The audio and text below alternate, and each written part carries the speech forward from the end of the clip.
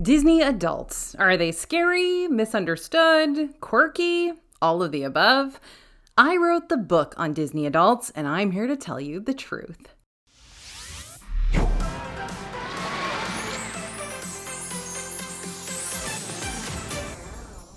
Hey everybody, it's AJ for Disney Food Blog. So my book, Disney Adults, Exploring and Falling in Love with a Magical Subculture, was published on August 5th.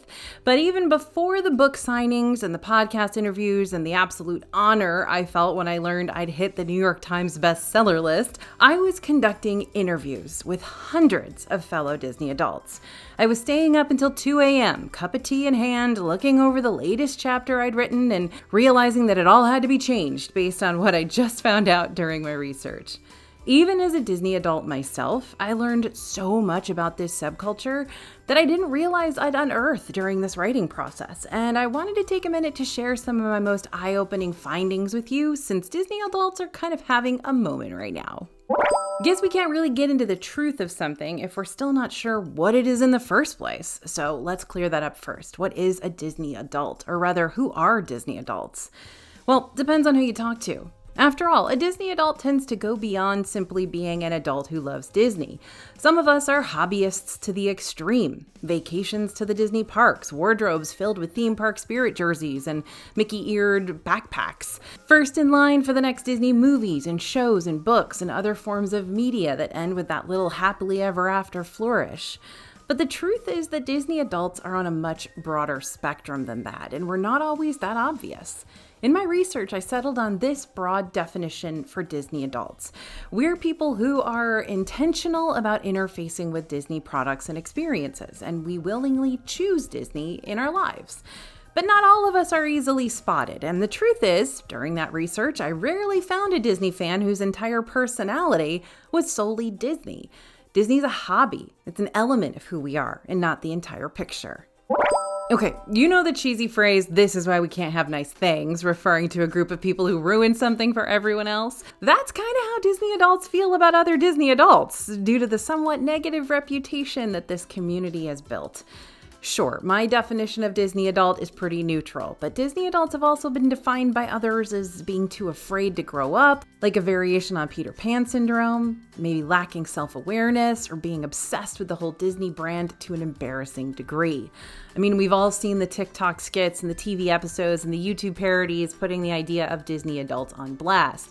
And the thing that makes fellow Disney adults really cringe when they see these pieces of satire is the fact that the people making fun of the Disney adult scene aren't exactly wrong. When writing my book, I was shocked by how many Disney adults told me that the biggest negative for being a Disney adult was other Disney adults. The Disney fans that belittle you if you don't have an annual pass to the theme park, or you haven't stayed in a certain hotel, or maybe you don't know all the Disney trivia. Even the Disney fans who recite the pre-show word for word in the Haunted Mansion stretching room. I mean, come on. In a Disney adult poll on which I worked with journalist Amelia Tate, we surveyed over 1,000 self-proclaimed Disney adults. And in that survey, we learned that over 36% agreed that Disney adults can be cringe. 12.9% noted that Disney adults should make way for kids in the parks. 7.2% said that Disney adults make things more expensive in the parks, and 28.4% said that Disney adults put unrealistic images on social media. But an overwhelming 67% complained about Disney adults scalping merchandise. Yeah, that's a big one. Everyone remember the whole Figment popcorn bucket craze of 2022? Disney adults stood in line for over 6 hours to get their hands on one of these dudes, and then many buyers turned around and sold them on eBay for hundreds of dollars more than they were actually worth, just to prey on other Disney adults who couldn't get to the parks to get one themselves, yet were still desperate enough to fork over the big bucks. Truthfully, this exchange can seem cringy on both sides of the equation. Now, in my last Disney Adults video that I posted on YouTube, a lot of you made great points about your direct feelings towards the Disney adult community. One comment from Kadam2411 mentioned that most people don't really hate Disney adults, they hate badly behaved Disney adults. We've all seen them acting like jerks at the parks and or lecturing others online and in real life who don't share their degree of fandom for daring not to feel the same way as they do about, quote, the magic. And another comment from Leroy Jenkins, 1249, mentioned, as a Disney fan myself, I'm not judging most other fans. Entire dish set full of Mickey Mouse? Okay, if it makes you happy. But Disney adults? That's where I'm getting concerned. Like, that spells I am desperately trying to run away from something in my life or head. I really dissect all that Disney adults hate throughout my book, but what it tends to boil down to is that the Disney adults hate isn't just targeted toward poorly behaved folks, since you can find those within any fandom. More so it stems from an adult obsessing over childlike things in a way that's publicly cringe-inducing, especially when it comes to spending thousands of dollars constantly on theme parks and toys and costumes in a way that doesn't make sense to others. But it's always important to remember that the people you see go viral on social media for their Disney adulthood aren't necessarily representative of the hundreds of thousands of Disney fans around the world. So, do Disney adults deserve the blanketed hate? No. But do they at least deserve some concern? Well, sometimes. Disney fans, like those in any other fandom, can become obsessive, and sometimes obsession can be detrimental to a healthy and balanced lifestyle, whether that speaks to spending or neglecting work or family or other manifestations. This is just the basic concept of obsession. Again, this is a small percentage of Disney adults, but it does happen. It happened to me when I realized that I was using Disney as an escape and a crutch, when what I really needed to do was confront some things that needed to change in my own life. Anyway, that's all in the book if you want to read about it. But obsession can lead to some dark consequences if left unchecked, right? Let's discuss the spending thousands when it doesn't make sense mindset. Lots of Disney adults spend excessive amounts of money on their theme park vacations and summer cruises. It's me, I'm many Disney adults. And a good amount even go into Disney debt to pay for these trips. Michael Burson, a clinical mental health therapist who's also an award-winning cosplayer, which is just a really cool combo in my opinion, you should see his Doctor Strange cosplay, told me during an interview for the Disney Adults book that he thinks there are other motivations that have something to do with overspending too. The social aspect of it is, I'm participating in a community of people who enjoy this stuff, he says, and by me having this stuff, I get maybe more access or more inclusion into this group. So the social cachet aspect of it, the community part of it, can be very motivating. There's also the sheer addiction to it all, a dopamine hit, if you will, that catapults Disney adults into buying the latest designer mini ears or another DVC resort stay or a stateroom aboard the newest Disney cruise ships, maybe a Figment popcorn bucket on eBay, you name it. Having been someone whose Disney obsession went too far at one point, I asked Michael Burson how you can tell where the line is. He noted that it's purely subjective. It's not the same for everyone. He said, is being a Disney adult keeping you from doing the things you need to do in your life? Are you going into debt because you're buying so many Disney figurines and you're going on another Disney vacation because you're sad or anxious or whatever and you're like, oh well, I'll just go to the land of magic and escape? That's when it seems to cross the line from fun hobby to this has become a crutch or a problem because your credit cards are all maxed out and your family's worried about you. Again, this isn't an isolated Disney concern. Obsession can take shape anywhere, through things more obvious like alcohol and gambling to things a little less so like sports teams and even your favorite band or singer. We've all gotten a little too into something than maybe we should have been. It made us feel good. It helped us not think about something that was difficult. You know how it is. Obsession can happen to everyone, and I'm willing to go out on a limb and say that you've had that experience yourself. The question is that obsession causing a problem with you living a balanced life, with your friends, your family, your job, your bank account? That's when you need to start looking at it a little more closely. But why? Why are people willing to go into thousands of dollars of debt to create an entire persona around the Disney brand in the first place? This is really what drove a lot of my research. How does Disney create a situation where I'm willing to wait 11 hours in an online waiting room just to give them thousands of my dollars? Like literally how? I'm not a dumb person. Why do they make me want to do this? Well, when I get asked this question by interviewers, I like to say it's 3/4 nostalgia and 1/4 manipulation. Disney adults aren't solely passionate about Disney itself. Even Disney adults who will pay an arm and a leg year after year to make it back to the parks might not be scampering to every live-action Disney film that Disney releases in theaters. What these adults are more passionate about is how Disney makes them feel, regardless of what part of Disney they love. For many of us, and I'll group myself into this category, we can track our love of this massive multimedia conglomerate to nostalgia, likely an experience with a favorite family member or friend. Maybe you went to Disneyland with your grandma, and now that trip is ingrained as a cozy memory for the rest of your life. Maybe you and your brother used to watch this particular Disney show every week together, and you still find yourself going back to watch reruns of it. Personally, my dad and I bonded over 1982 Epcot Center rides and music, so Epcot, for me, brings back so many memories of my dad. I can remember being in Epcot during the holiday season once and hearing a song play over the speakers that I had to call and share with him right from the park. He ended up incorporating it into his personal Christmas light show on the house, by the way, so it's all about nostalgia for a lot of us. Reliving happy memories is a huge part of the Disney adults pandemic. We grew up with these properties that made us giddy, and we're still trying to chase that feeling as we get older. And really, nostalgia goes hand in hand with the second part of this point, manipulation, at least for Disney. Disney knows what they're doing. They're masters of engineering and storytelling, so psychologically, Disney's gonna make sure they're stimulating all of your senses so that these memories are embedded in your neural pathways, making you want to feel those big feelings again.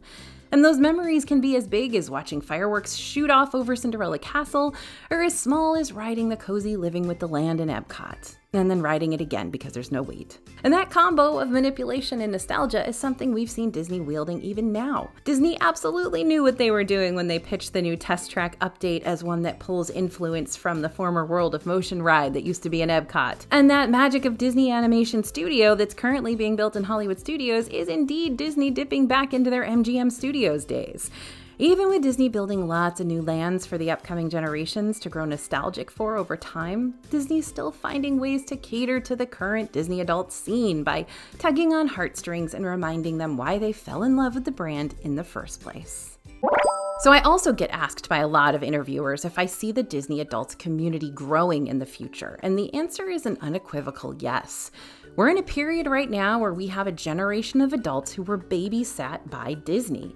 Lots of millennials were raised in households where parents would rewind the Little Mermaid tape and press play again in the VCR until the VCR would inevitably eat the tape. And Gen Z can recite every line of Frozen verbatim due to the DVR being queued up constantly. Now these kids are all grown up and embracing the 90s renaissance of Disney movies and the merchandise harkening to the 2000s films. And that brings us back to the point I talked about before, adult nostalgia shaking hands with Disney manipulation. Everything that Disney's making live action films of now, like Beauty and the Beast and The Lion King and Lilo and Stitch, these are inspired by the fact that Disney knows they already have built-in audiences who love these characters. And now those audiences have grown-up money, and they're going to spend it on stuff they wish they could have had as kids. Reason number 2, it's becoming more and more socially acceptable to be a kidult, or someone who consumes things that are perceived as being for kids. From Legos to young adult literature to the Labubu craze, the weird kid stigma that once surrounded adults who enjoyed their fair share of toys and games and collectibles even as grown-ups isn't nearly as strong as it once was. And I think a big reason for that is because lots of adults get it now more than they used to. They get that longing to return to a childhood that either felt more comfortable than the scary adult world, or they get that desire to want to build a childhood that they couldn't afford or had to completely miss out on back in the day when they were kids. Finally, we as a culture are having fewer children, and that means more expendable income to use on hobbies, like Disney. So I'm pretty confident that Disney adults, as a community, will continue to grow for quite some time. But the big picture, what I kept being reminded of over and over as I was researching my Disney Adults book, is that what I was actually researching was human nature. Disney adults are not that different from anyone else.